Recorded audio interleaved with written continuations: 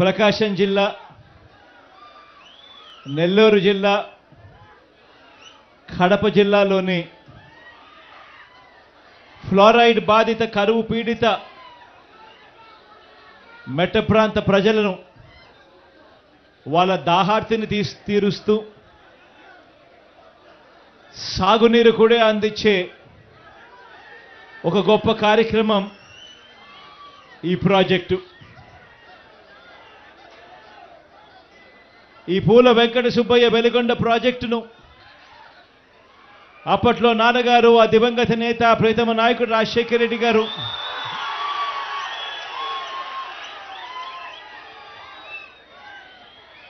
ఈ ప్రాజెక్టుకు సంబంధించి ఆయన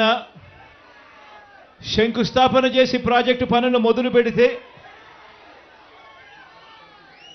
ఈరోజు ఆయన కొడుకుగా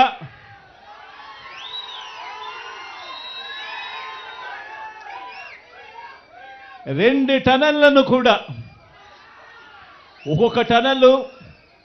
దాదాపుగా 18 కిలోమీటర్లు పైచిలుకు ఉన్న ఈ టనళ్లను, 2 టనళ్లను ఆయన కొడుకే పూర్తి చేయడం, ఆయన కొడుకే జాతికి అంకితం చేయడం నిజంగా